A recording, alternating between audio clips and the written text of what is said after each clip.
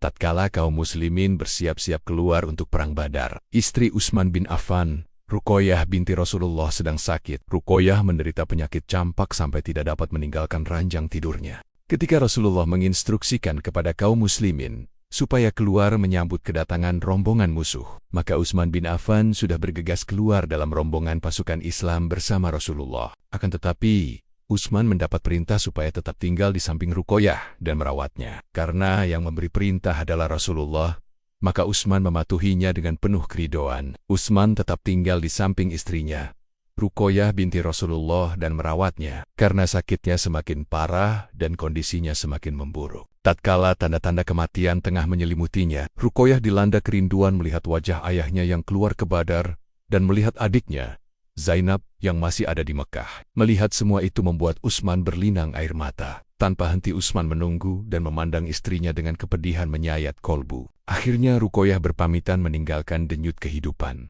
Dia bersaksi bahwa tidak ada Tuhan selain Allah dan Muhammad adalah utusan Allah. Ruqayyah kembali kepada Sang Pencipta sebelum sempat melihat wajah ayahnya, Rasulullah, untuk terakhir kalinya. Karena ayahnya sedang berada di Badar bersama para sahabat berjuang membelah agama Allah, Rasulullah tidak dapat menyaksikan penguburan putrinya Ruqayyah. Pengurusan jasad Ruqayyah pun dilakukan setelah semua terlaksana. Jasad Ruqayyah yang suci itu kemudian dipikul di atas keranda, dan suaminya mengiringinya di belakang keranda tersebut dengan kolbu dibalut duka yang mendalam. Setelah tiba di Bek, jasad Ruqayyah diturunkan untuk dimakamkan di sana. Hujan air mata orang-orang yang menghadiri pemakamannya mengiringi pemakamannya, dan jasad perempuan yang suci itu akhirnya ditimbun tanah dengan rata di dalam kuburannya. Ketika mereka yang mengantarkan jenazah Ruqayyah ke Baqi sedang berjalan pulang, tiba-tiba Zaid bin Harisah yang bertugas mengurus unta Rasulullah datang membawa kabar gembira bahwa Rasulullah telah selamat. Beliau telah mengalahkan orang-orang musyrik dan menawan para tokoh-tokohnya. Kaum muslimin di Madinah menyambut berita ini dengan penuh sukacita dan wajah berseri-seri berkat pertolongan Allah kepada hamba-hambanya yang beriman.